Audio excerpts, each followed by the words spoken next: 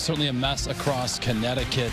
Jeff in Staffordville reporting some freezing rain with a current temperature of 31 after starting as snow, which was what we were expecting. Roger in Wethersfield reporting 29 degrees with freezing rain. Sharon from Torrington reporting 2 inches of snow, waiting for that transition to take place there. So certainly seeing a variety of precipitation types across Connecticut. The freezing rain certainly is more concerning, something we're going to be watching very closely. We want to, of course, continue our team coverage with meteorologist Scott Haney, who is live outside of our studios here in Rocky Hill with the latest on what is currently happening.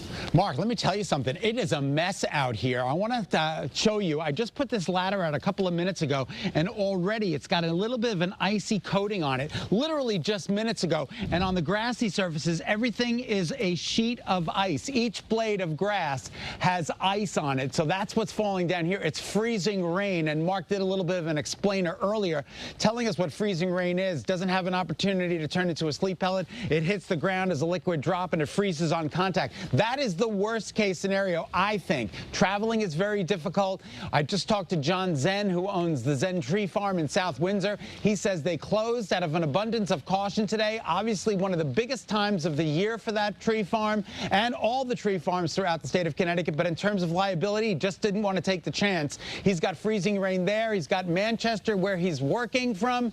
He's got freezing rain there. And of course, we've got the freezing rain right here in Rocky Hill. It is not a favorable day out here. As you can see, Hinkle Way and Capitol Boulevard.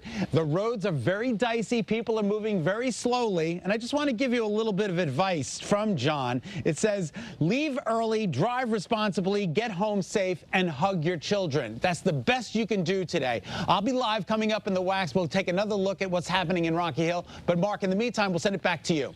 All right, yeah, Scott kind of outlining the different types of precipitation.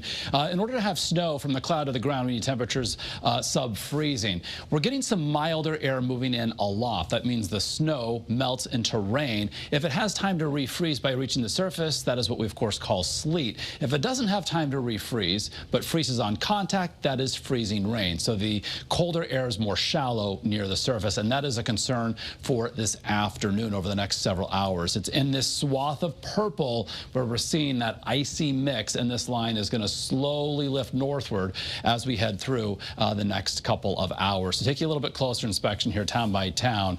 Putnam southward into, say, Brooklyn points west, Chaplin, Wyndham, Lebanon, Colchester, crossing Route 2, seeing some of that icy mix. To the south of this, it's just a chilly rain. To the north of this mix line, it is snow, but it is, as Scott mentioned, the ice, freezing rain that is most concerning. There's Meriden along 691. As well as, say, down Route 8 from Waterbury toward Naugatuck and Seymour, and then also along and south of 84 as we head into Fairfield County. So temperatures certainly are crucial.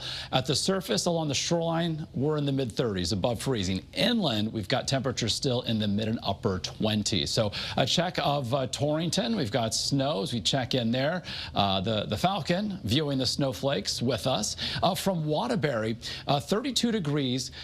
We've got that mix, some snow accumulating with some sleet and freezing rain on the green. From Hartford, we've been watching on the grassy surfaces the coating of snow and sleet and freezing rain increasing over the past couple of hours. Meanwhile, from Old Saybrook, you can see the raindrops. It is just wet along the shoreline. Same scene coming in from New Haven.